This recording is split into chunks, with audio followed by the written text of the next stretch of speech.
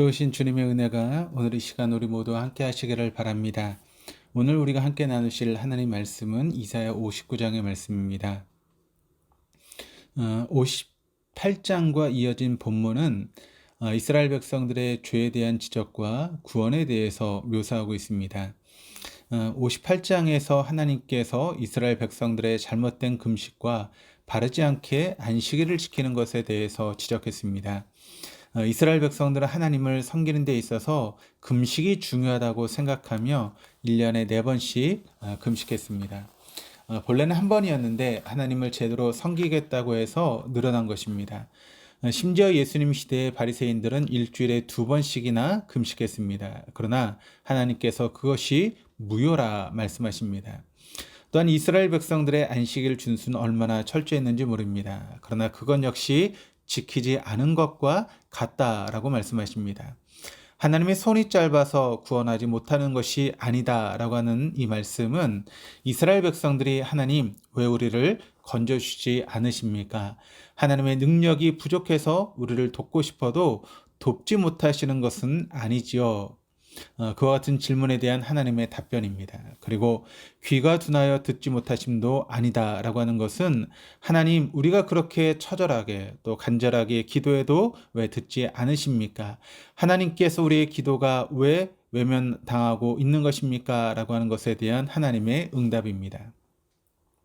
하나님의 답변은 내가 너희를 돕고 싶어도 도울 수가 없고 기도에 응답하고 싶어도 할 수가 없구나. 너희들의 꼴을 한번 잘 봐라 라고 말씀하십니다. 이스라엘 백성들은 하나님을 섬기는 데 있어서 형식이 중요하다고 생각했습니다. 그러나 하나님께서는 신앙은 형식이나 종교행위 그 자체보다는 내용과 본질이 더 중요하다라고 말씀하십니다.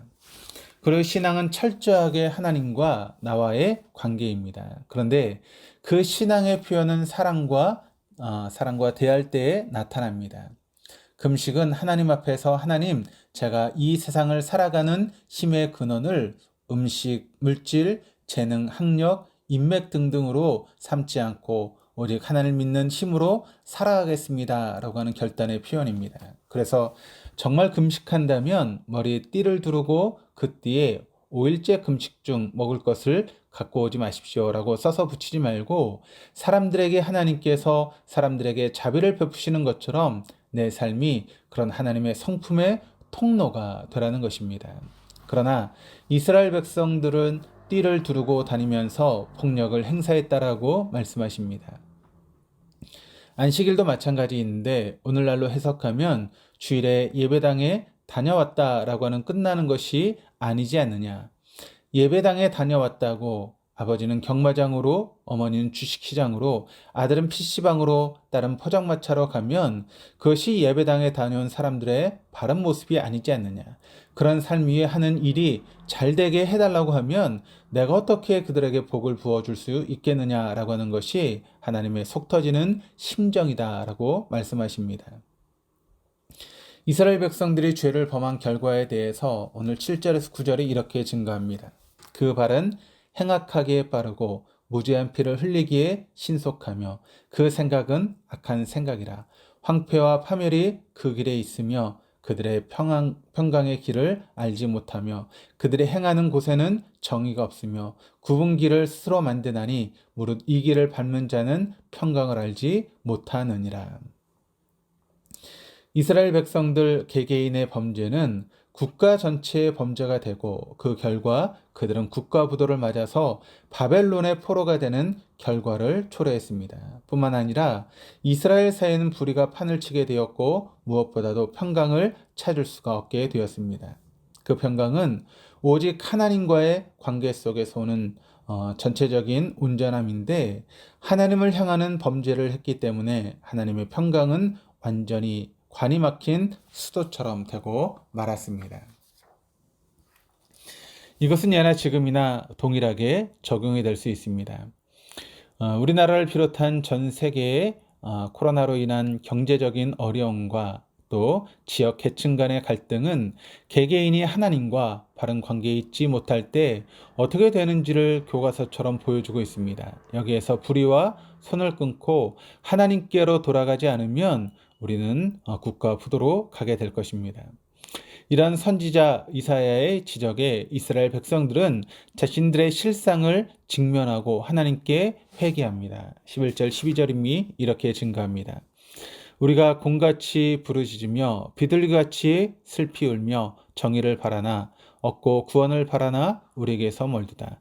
이는 우리의 허물이 주의 앞에 심히 많으며 우리의 죄가 우리를 쳐서 증언하오니 이는 우리의 허물이 우리와 함께 있음이니라. 우리의 죄악을 우리가 아나이다. 곰의 부르짖음을 지금에 적용한다면 대성통곡이라 할 수 있습니다. 자신의 인생이 잘 나가고 있다고 생각하다가 뭔가에 걸릴 때, 그래서 자기가 할 수 있는 온갖 방법을 다해도 더욱 꼬이기만 할 때, 막다른 골목길에서 하나님과 직면을 하면 주변에 누가 있든지 의식을 하지도 못한 채 소리를 내어 울게 됩니다. 자녀가 놀이공원에서 부모를 잃으면 처음에 울다가 조금 있으면 부모를 찾아야 된다는 생각에 울지도 못합니다. 그러다가 보호소로 가 있다가 한참 만에 부모를 만나면 그때 있는 힘을 다해서 아이들이 울죠. 그것은 안도의 울음입니다. 이제는 울지 못했는데 이제는 됐다는 의미입니다. 곰같이 부르짖음이 그 의미입니다. 또한 성경에서 비둘기는 순결함의 상징도 있지만 슬픔의 상징도 있습니다. 38장에는 히스기야 왕이 죽을 병에 걸렸다가 생명을 15년 연장받은 후에 지은 시 중에 이런 부분이 있습니다. 38장 14절의 말씀인데 나는 제비같이 학같이 쥐적이며 비둘기같이 슬피 울며 내 눈이 쇠하도록 앙망하나이다. 여호와여 내가 압제를 받사오니 나의 중보가 되옵소서. 여기에서도 비둘기처럼 슬피 운다라고 합니다. 이것은 지나온 삶에 대한 후회와 안타까움, 그럼에도 끊임없이 자비와 사랑으로 함께 하시는 하나님의 은혜를 동시에 느낄 때 소리도 잘 내지 못하고 눈물만 줄줄 흘리는 것입니다. 이스라엘 백성들의 회개의 모습 가운데 중요한 단어는 우리가입니다. 죄를 회개하지 않을 때는 다른 사람의 잘못이 커 보입니다. 저 사람이 좀 더 악질적이었어도 그러나 하나님 앞에 서면 자신이 얼마나 악질이었는지가 뚜렷해지게 됩니다. 이처럼 이스라엘 백성들이 회개를 할 때 하나님께서 그들을 외면하지 않으시고 어떻게 하실지를 17절, 18절이 이렇게 증거합니다. 공의를 갑옷으로 삼으시며 구원을 자기의 머리에 써서 투구로 삼으시며 보복을 속옷으로 삼으시며 열심을 입어 겉옷을 삼으시고 그들의 행위대로 갚으시되 그 원수에게 분노하시며 그 원수에게 보응하시며 섬들에게 보복하실 것이라. 이 장면은 에베소 6장에 나오는 하나님의 전신갑주와 비슷합니다. 거기에는 하나님께서 우리들에게 무장을 하라고 말씀하시는데 여기에서는 하나님께서 스스로 무장하고 계십니다. 하나님 무장하실 필요가 없으신 분이심에도 불구하고 이렇게 말씀하심은 하나님께서 자기 백성을 반드시 지켜주시겠다라고 하는 의지의 표현입니다. 무장을 하신 하나님께서 자기 백성을 건드린 이방 민족을 가만두지 않으시겠다라고 합니다. 그만큼 하나님께서는 자기 백성들을 편들어 주시겠다라고 하는 그런 의미입니다.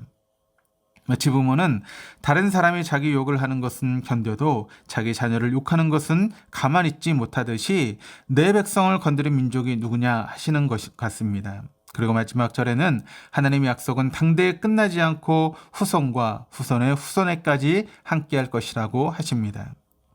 이스라엘 백성들의 모습이 우리의 거울입니다. 우리가 지난 삶 동안 얼마나 많이 하나님 앞에 범죄를 했으며 그럼에도 불구하고 하나님께서 얼마나 많이 우리 편을 들어주셨습니까? 오늘 하루는 우리가 하나님의 편을 들어주시는 그런 날이 될 수 있기를 주님의 이름으로 소망합니다. 기도하시겠습니다. 하나님 아버지, 우리의 외식적이고 형식적인 신앙에도 불구하고 우리를 내치지 않으시고 그것이 바른 것이 아니라며 우리를 깨우쳐 내용과 본질을 찾아가게 하심을 감사합니다. 또한 지금까지 우리들의 편을 들어주신 것은 몇 번이며 우리를 찾아와 만나주신 것은 또 몇 번인지를 생각하면 몸둘 바를 모르겠습니다. 진심으로 감사합니다. 우리를 위해서 갑옷을 입어주시는 것도 감사합니다. 이제는 우리도 하나님께서 말씀하신 하나님의 전신갑주로 무장을 하고 우리에게 허락하신 믿음의 싸움과 경주를 잘 해나갈 수 있도록 인도하여 주옵소서. 오늘이 바로 그런 출정식이 되게 하여 주옵소서. 감사드리며 예수 그리스도 이름으로 기도드립니다. 아멘.